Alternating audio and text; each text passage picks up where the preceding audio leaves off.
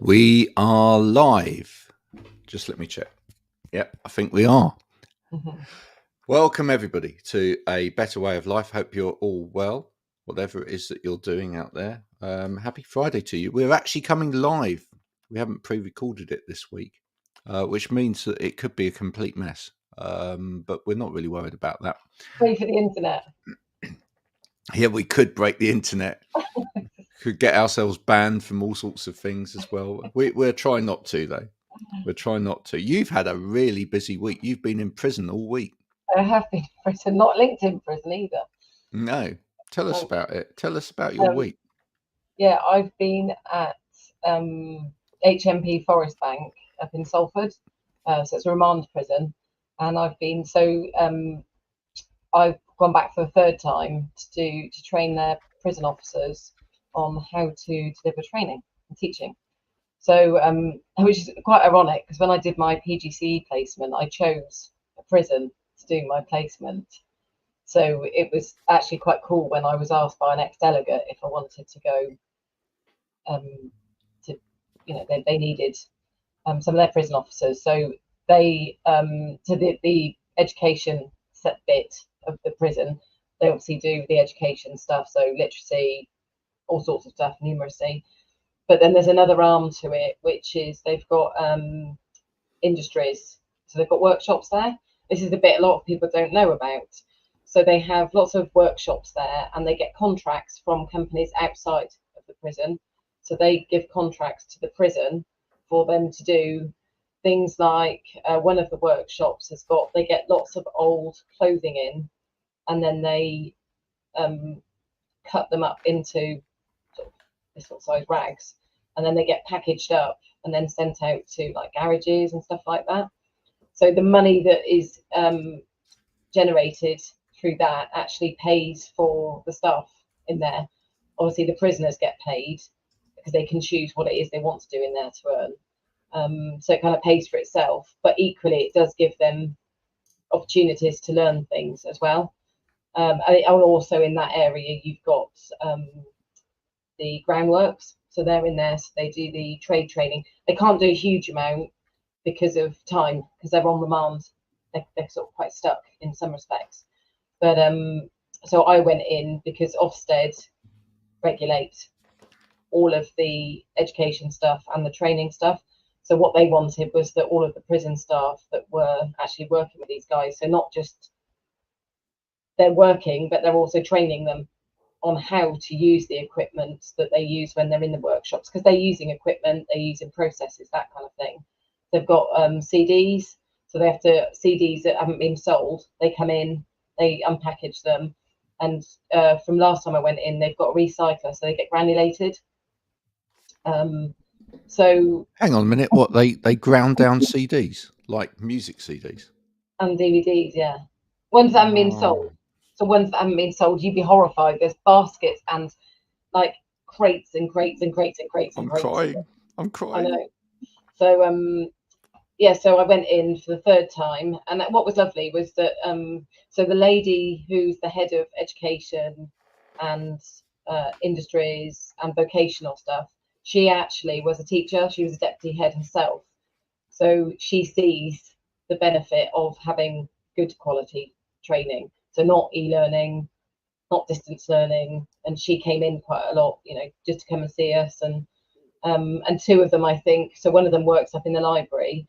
They're probably now going to go on and do their level 5, which I just think is really marvelous when a company will look and say, okay, so you get all sorts of people that work as prison officers.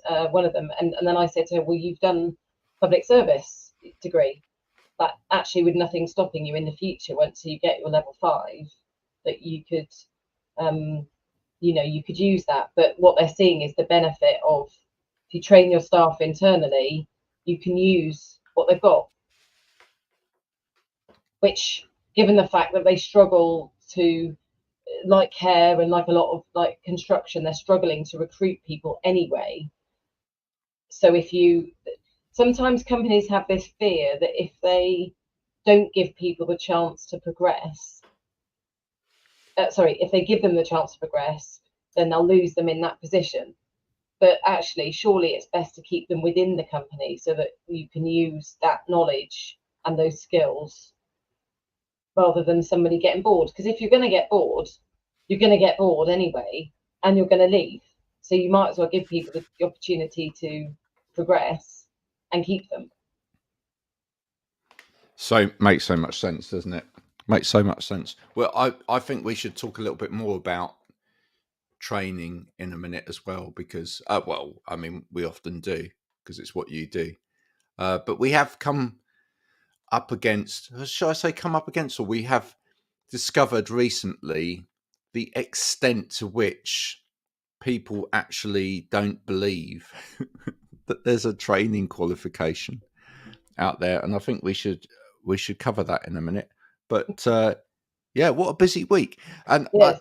I also just wanted to talk about, I think we can talk about this. I don't think we're giving away any I think we're real going anyway. secrets. But I've been in prison before now, again for work, not because I've been a naughty boy.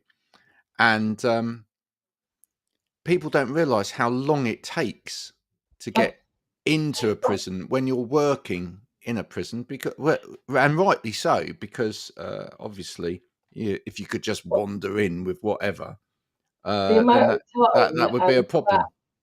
Yeah, I mean, so I've been in before. So each time I've been in, there'd sometimes be inconsistencies, which probably comes down to training, because if everybody doesn't have the same, people have got different interpretations of what you're allowed in, what you're not. So I think last time I wasn't going to be allowed in because apparently I was rude to somebody. I wasn't. I just highlighted the fact that the day before I'd been allowed in with me. So anyway, I was all armed on Monday with everything that I thought would be okay. You were armed. That's a definite no. Actually I disarmed my handbag so that I went through it, and anybody that knows a woman's handbag knows that there's usually anything and everything in there. So I delved into all the areas, and I thought, yeah, I've got this. This is cool. My phone left in the car. That's cool. I've got my passport. I've got my bag. I've got my laptop, which ordinarily isn't allowed in, but I've got authorization. But I knew that I had to get authorization, but I'd have to have a letter. But I hadn't been able to get the letter. Last time I went in to visit them before.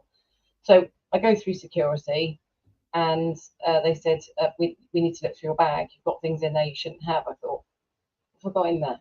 Umbrella. Oh, I was I have an umbrella on my bag. I didn't, in my rucksack. So, and then there was another, I've got like my tech bag, and there was a charger in there, and I was like, oh. So that was that. Just took that off me.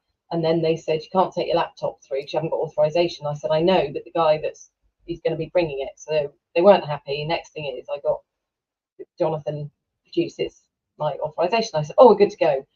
No, you're not good to go. Your charger is authorized and your laptop, but your HDMI cable isn't.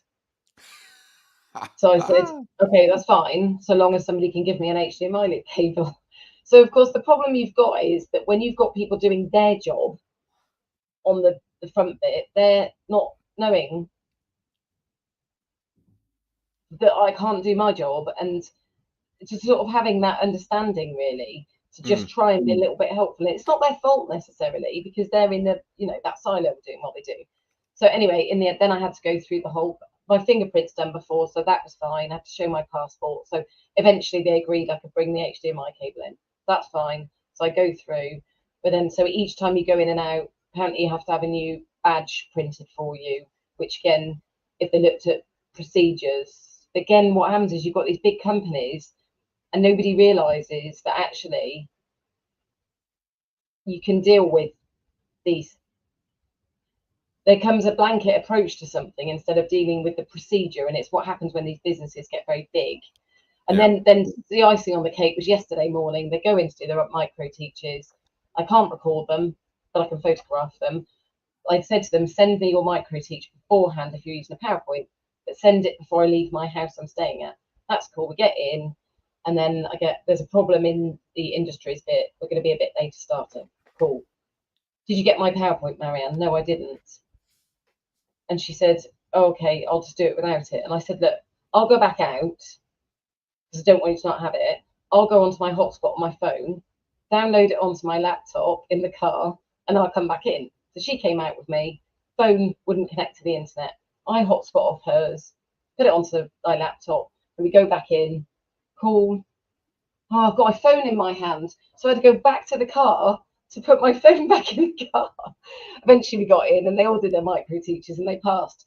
But as you said, it just showed how, when you're a trainer, if you're going to take on gigs that are in places that are quite different, you have to be able to be flexible and patient and have a sense of Yeah, humour. and you know, as we said, it's rightly so that it's, you know, Fort Knox and it's bolt and braces, but it is Well, yes, it's quite it trying. is. I mean, It I is used to definitely take because chairs in there, you know. but Graham, the thing is, what it does highlight is, and it's like a lot of companies, is that staff will say, and lots of people will say, the reason it's like that is because it's always been done that way. Right. And this is what we see with a lot of things. And when you add up the time that's wasted, and I will say wasted then, that if it was looked at properly, things can be done.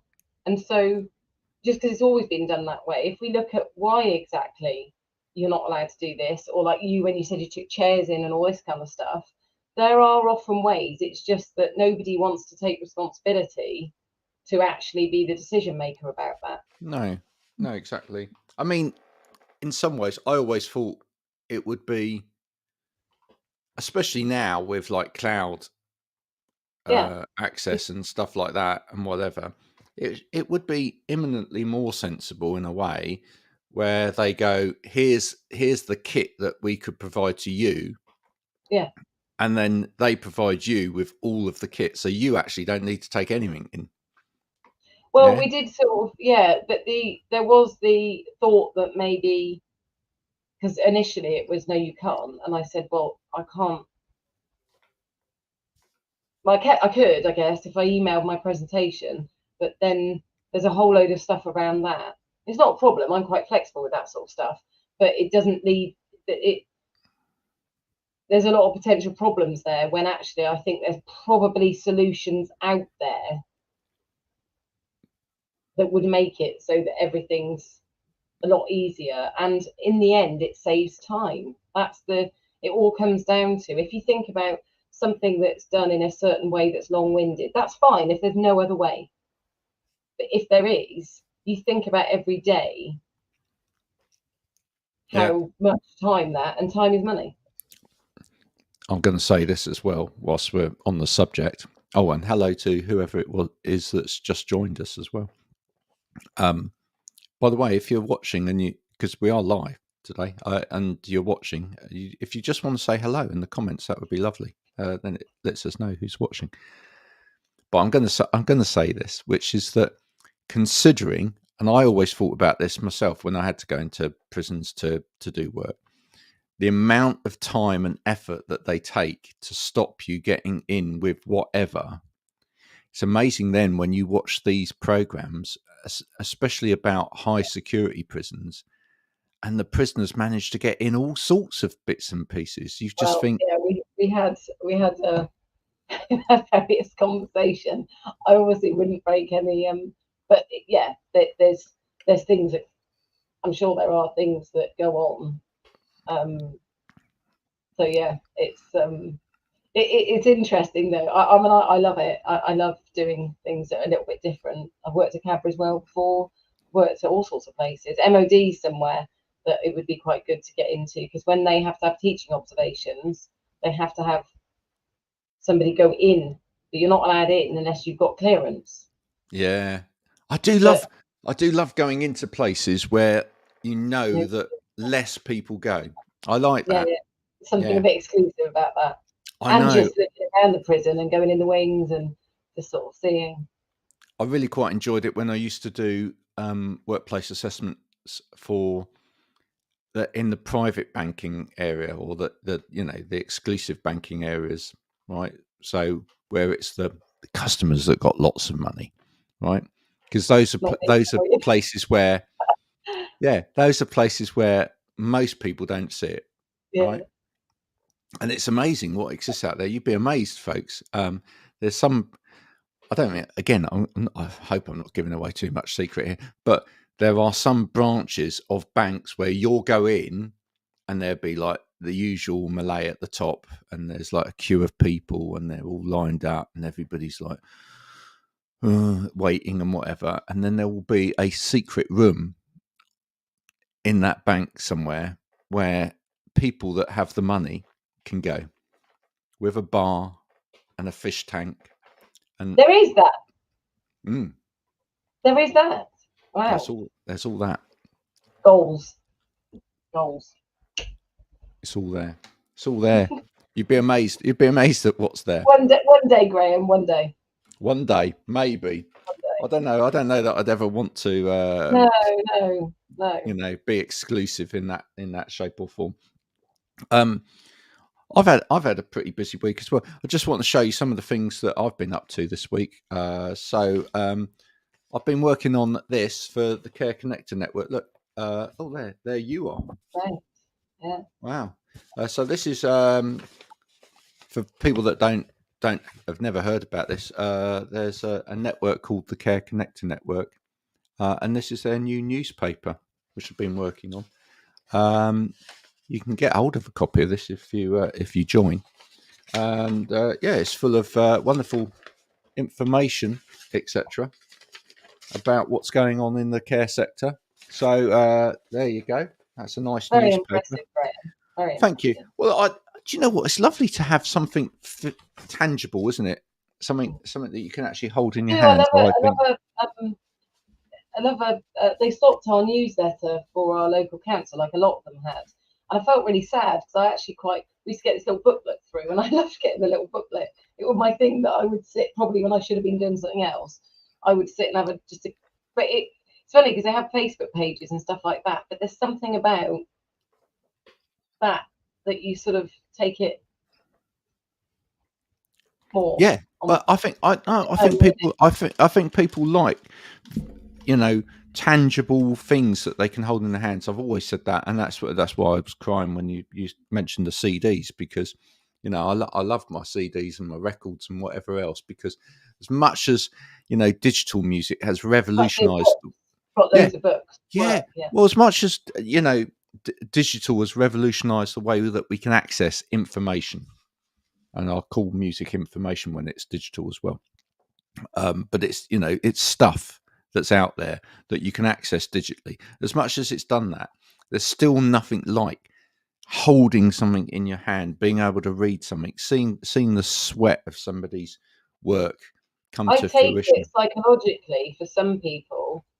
It's that's why I just find it bizarre. Like all of us going to secondary school now, but with Samuel, they never had any books. They didn't bring books home, and all their work was done online. And it does worry me slightly from an educational point of view that for people that are, I say, neurodiverse, that could be a blocker for them.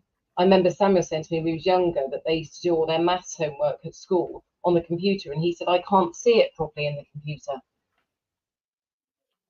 Yeah. And it was a processing thing. I can't read on Kindles or anything like that. I don't really pay attention to it properly. It doesn't go in. So well done for doing that, and well done for the people that have joined the network that want to make a difference to the care sector.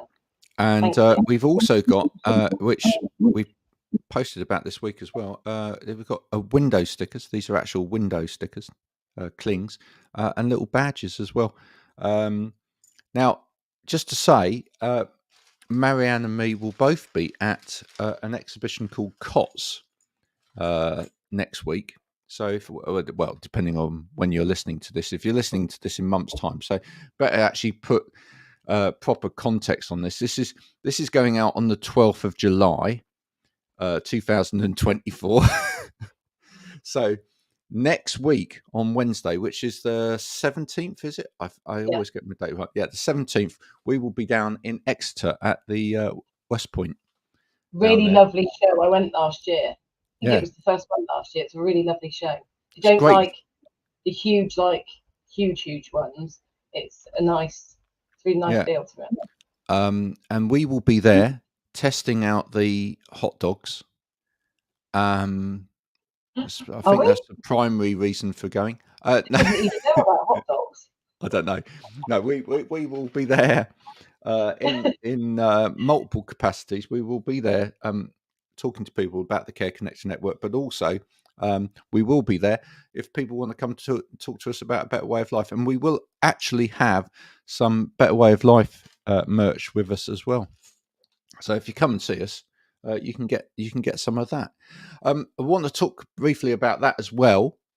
Before we get on to talking a bit more about training, we have because we were looking at what was going on social media, and there's various support groups, support networks out there, and we wanted to, and we mentioned it again in the last podcast, but we wanted to create something that's a lot more equitable and fairer to people as well. So we started that, and we've had a good week getting that off the ground. And I'm just going to show you very quickly, actually, because I can do that sort of thing on here. So here we go. This is our little online. You can see some people in here already. Look at this. So we've got 7 members already in the first week, which is lovely.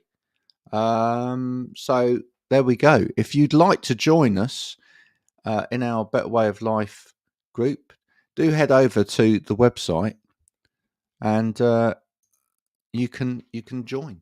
And at the moment, until the end of July, if you join and use the code that we're giving on the website, you can join free for the next year. My word, what are we doing? It's almost like we've decided to do this fairly rather than try and make lots of money ourselves, which I think is a really Yeah, but that for us, that was the prime. That was, the many of the conversations we've had around, you work with a lot of bigger companies, but a lot of smaller companies and the conversations I had with you when I first sort of started speaking to you were that, it may not seem like a lot of money to join these networks, but actually it all mounts up, and people might say, oh, it's only this or it's only that, but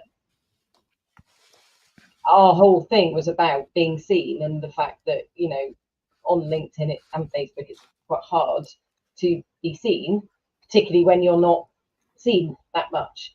Exactly. But also it was also about, and I think this is really, really important, it was also about recognizing that actually if you're building a community, it's about everybody in that community being able to give their own value, right? Not one person saying, I know everything, and I'm going to disseminate my value to all of these people that come into the network, but really allowing people to come into a space and make that space their own as well, and actually give value back to everybody else in that space. So it reflects what we're about. Yeah, it's a really beautiful thing. So if that's for you, do come and join us. We'd love to have you in there. Just visit abetterwayoflife.co.uk. There's some information there about the podcast. Or message me or Graham. Yeah, or just message us, and we'll get you sorted out. We'll get you in there.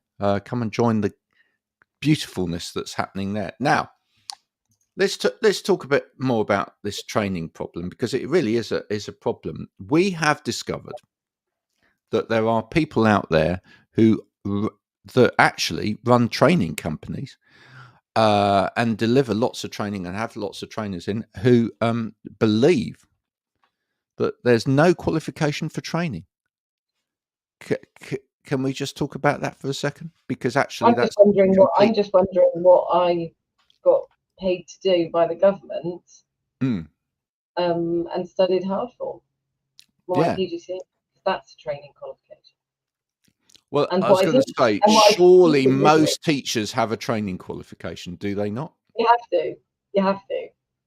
So if I just very briefly go through, and I unearthed something this morning. Well, somebody unearthed something. They were talking about the care certificate, and about being able to deliver that in 2 days, 2 weeks. I was going to say then 2 days. So 2 days to deliver a care certificate for the care sector.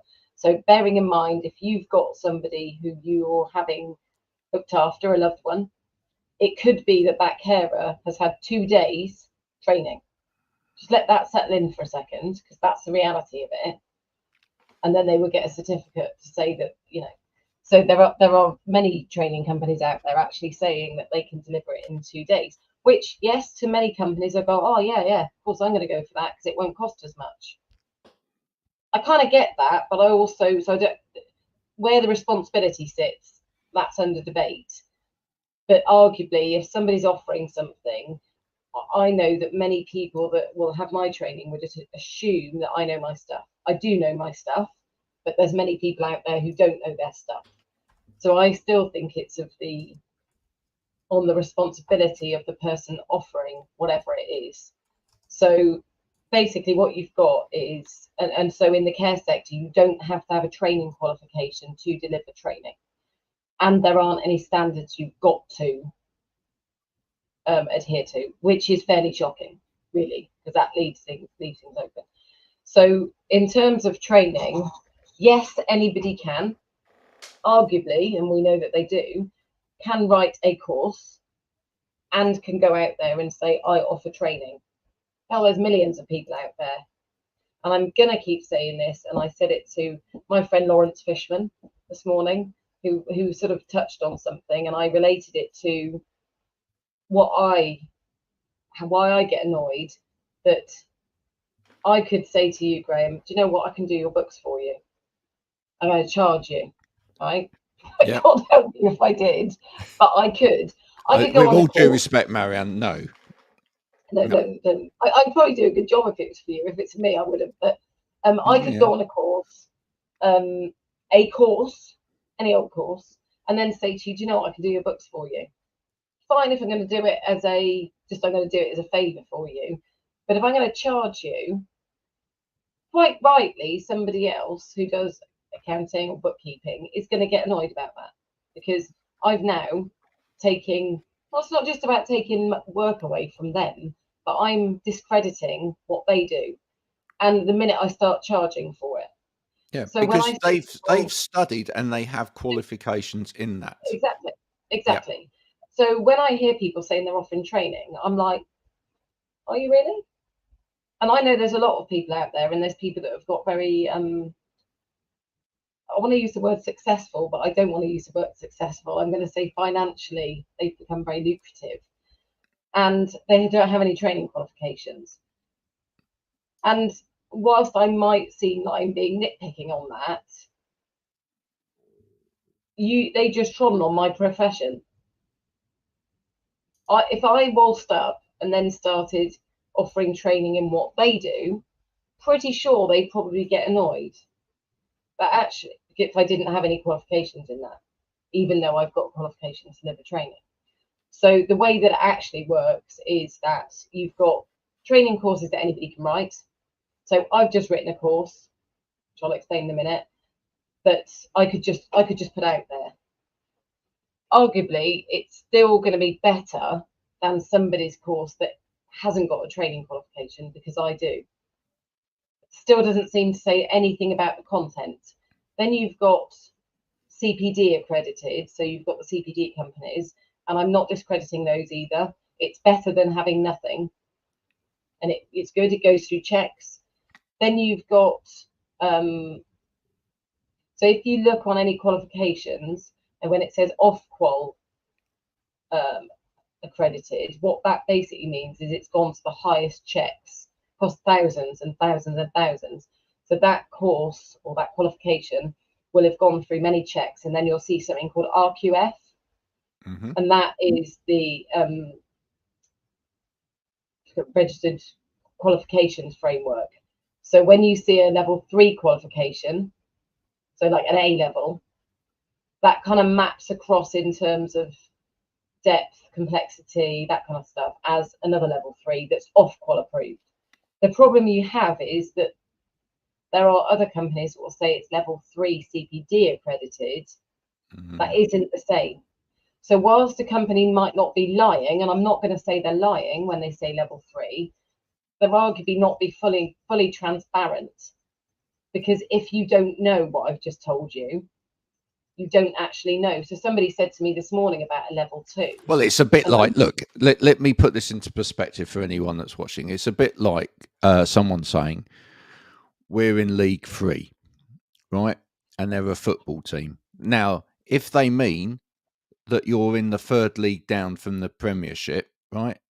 That's quite different than being in the, I don't know, the south of Bodmin's league, local league, Division 3. It's completely different. I'm making all of that up, but you know what I'm saying. It's just saying something. You're not comparing like for like. That's You're what not it's comparing about. like for like. Yeah, it's completely and utterly different. Yeah. So you've got, I'm just writing a course at the moment, which I could just whack that out there, and I know that it does what it should, but because I want it to fit nicely within, so you get level 3 training. So you've got the AET, which is the one that I deliver, and then you've got the CET, which is the certificate in education and training, which is level 4, and then you've got the level 5 diploma in education and training, which if you do that one, you then can convert that and get your QTLS, so qualified teacher of the learning skills, which means then you could go and teach in a school.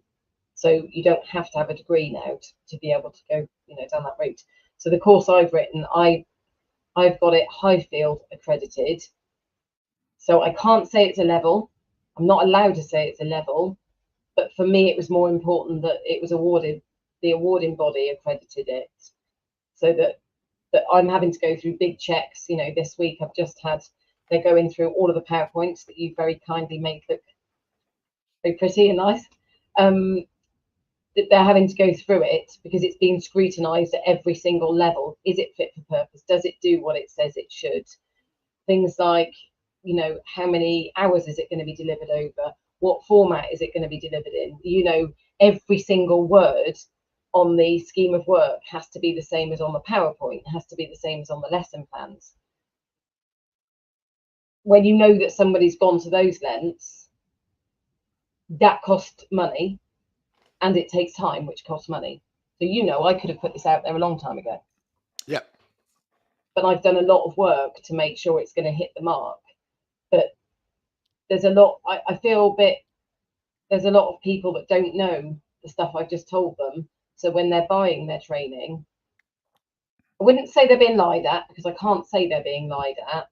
But I know that when I speak to people, I'll say, actually, if you want to, you can do the accredited qualification, costs extra money, or you can do it unaccredited, but you know what? I'm still going to teach it to that standard. Yeah. They just don't pay that extra. I think the important thing in here is, are people asking questions? So when people buy into training from people, are they asking the questions about, are you qualified to deliver this?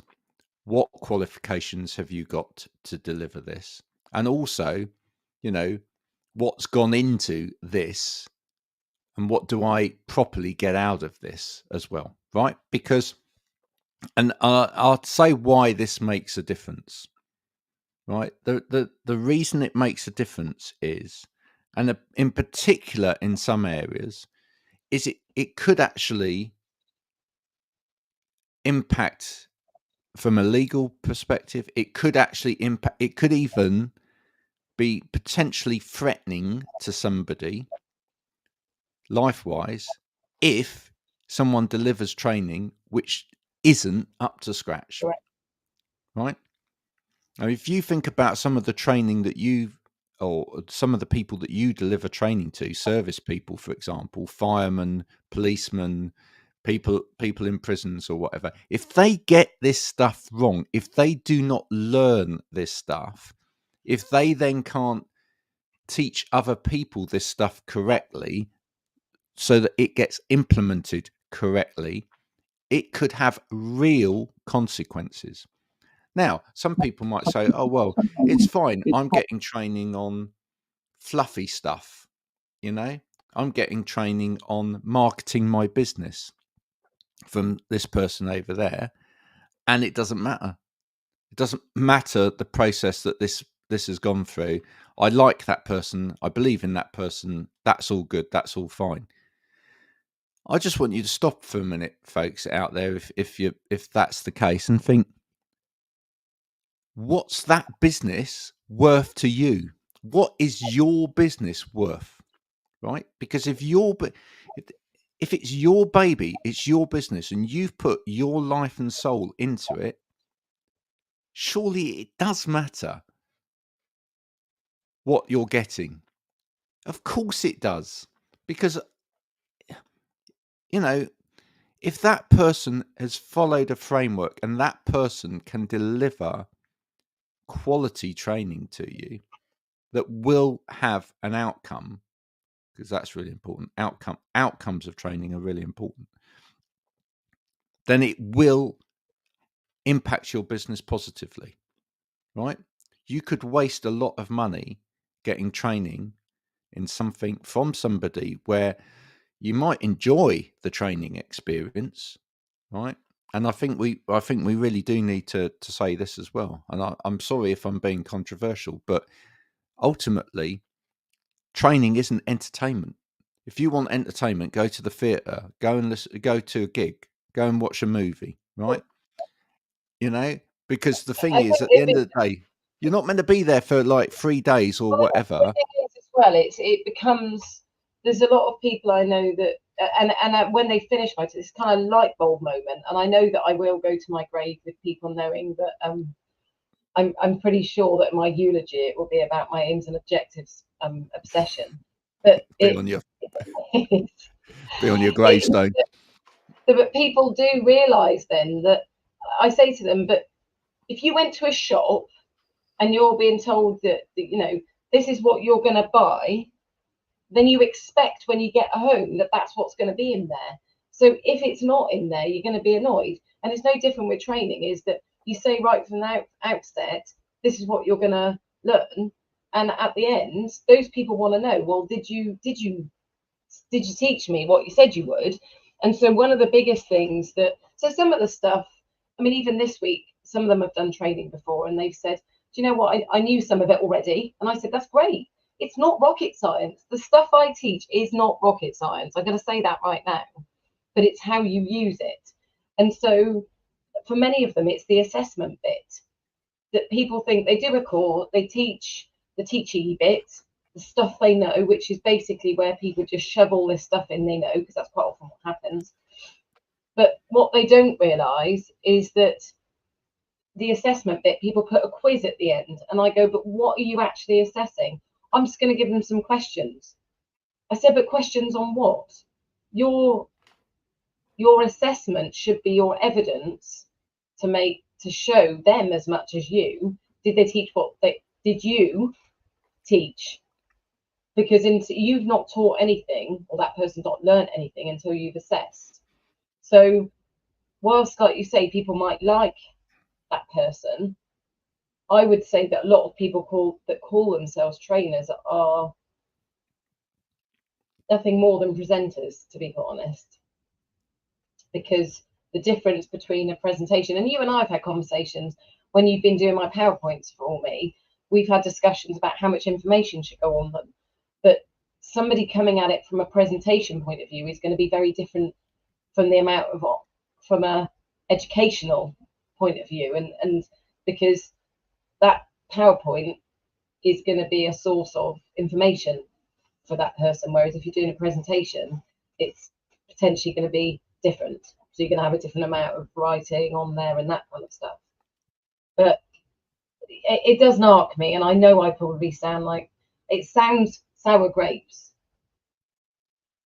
It isn't, but it is to a certain degree, because I see that a lot of people will go to these people who they like. But actually, like I've said, I don't go claiming to be all sorts of other things. I don't claim to be, I used a circular saw last week.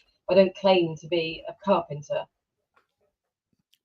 Well, and look, I don't think let's be fair, I don't think it's wrong for people to start training. without these qualifications necessarily. I think sometimes if you're the person that knows stuff in a particular area, right, and you're perhaps one of the only people that knows stuff in that particular area, you need to start training. But the thing is, what I would ask all trainers out there is who don't have these qualifications, and I'll be honest, hands up, I don't at the moment, but Marianne's going to take me through it, so I'm going to be doing it. And you could come and do it with me as well. All right. September, you could do it on the 18th. Yep, September the 18th. If you want to do this, you can come and do it. Right. There's open training in Birmingham. Come and do it. Right. There we are. That's the advert out of the way. But what I'm going to say is, once you know that this is available, and actually you can take your training to a different level, surely at that point you should be thinking, if that's what you're making your money out of, delivering training, surely you should be thinking, I want to do this. You owe it to your customers. I would say that you I owe think it to you your do. I think you owe it to yourself. Well, and I think you owe it to yourself, because I Well, think you owe it to yourself, but I mean, and the other side of it that's not really talked about is that, so the course that I've written, Highfield said to me, you know, what's your reason? Like, what's the, because they have to sort of put a rationale out there. And I said, well, there's a number of different reasons. Number one, it will be for people that have done their AET but haven't maybe done it online. So they haven't had that human input, which does make a difference. Or you'll have people who maybe have been promoted, so they become a training manager, or people that have got their own business and they need to write their own training material. There's a big difference doing a 15-minute micro teach than actually writing a whole course. And there's a whole load of other people who maybe did a teaching or training qualification many years ago.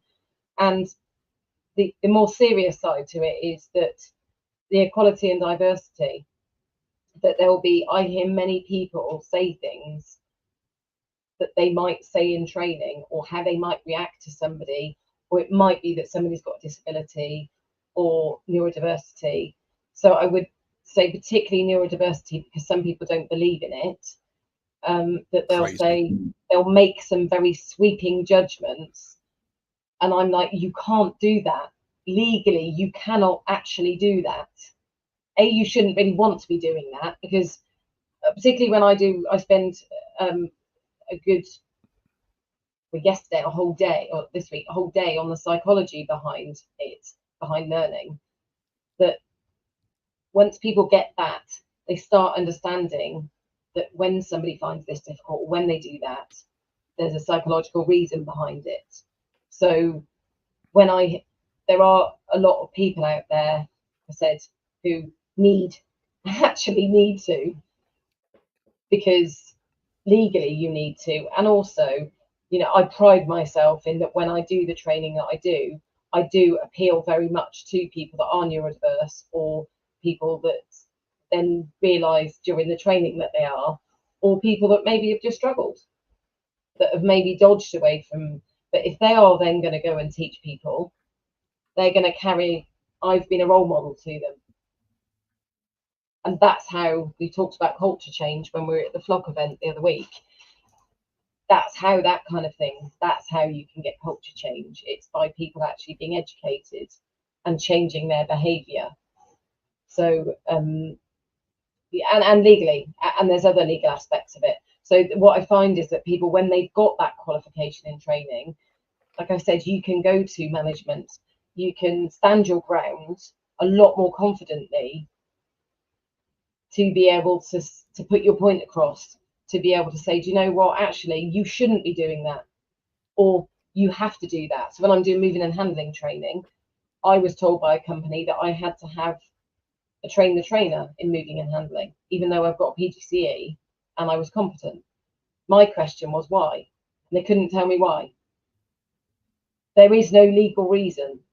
That was about making money from me. I knew it wasn't the case. But if you don't know, you don't know.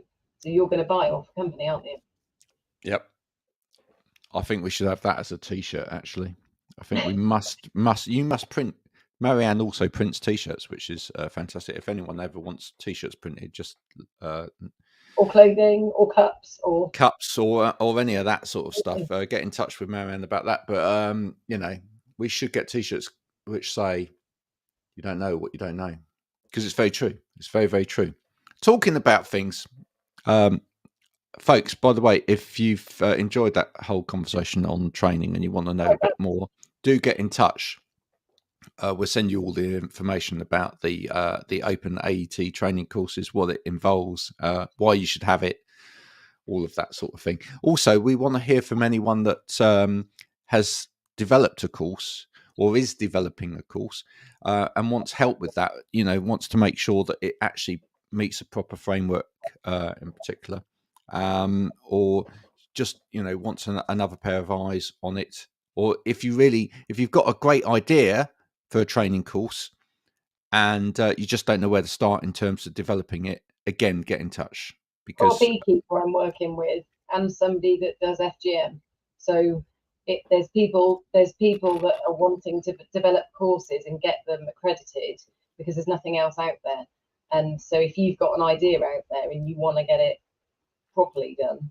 Exactly. This could be your unique selling point. I love the way my hand looked really big there. Unique selling point for your business. So if if you've got loads of knowledge up here, you want to disseminate that to other people properly, monetize maybe a bit of your business, earn money 24 hours a day, 7 days a week, then come and speak to Marianne about that as well. I'm going to put something up on the screen now, and we're lighten the mood slightly now towards the end of the show. I'm going to put something up on the screen, and Marianne, you're going to tell me what this is a recipe for. Oh gosh, am I? Yeah. There we are. So I'm going to read it out for anybody that's listening or can't see the screen. Bag of parsnips, cheese, double cream, salt and pepper. Bag of parsnips, cheese, double cream, salt and pepper. Any ideas? Parsnip soup? Nope. As we head on towards the weekend, I thought Sunday lunch, I don't know.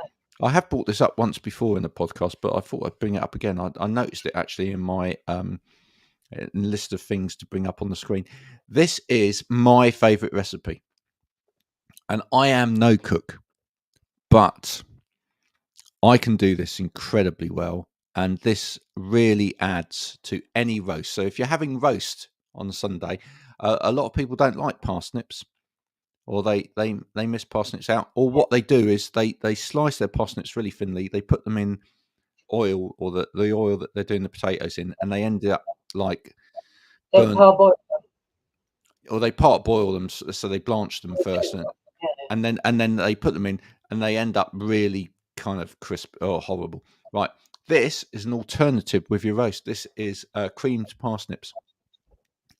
So I'm going to give you the instructions for how to make this now. I can't do here's one I've made earlier because I haven't, but it's really very simple. So you take the parsnips. Obviously, you take the ends off the parsnip because nobody ever wants that, and you then remove the outside skin of the parsnip with a peeler, and then you grate. Then you grate the parsnips. If you've got one of those machines where you it in, then like a mixer thing with the blade, or then, you do it on the, or you just do it on your cheese grater, right? Okay. Either way, it's that just takes a bit more time and develops a bit more muscle, but either way works. So grate up your bag of parsnips. You put that into a oven-proof dish. You add the double cream, right? How much? Thing of it. Yeah, the normal smaller size double cream ones. 300 okay. ml. 300 ml. That's the one. There you go. Look, Marianne's even providing the exact measurements. 300 ml of double cream. A decent amount of salt and pepper, and mix it all in so that it's all mixed up. All right, so that the salt and pepper goes all the way through it, etc. Then you grate cheese over the top of it and put it in the oven. That's it. That is it. How long for? That takes about 20 minutes.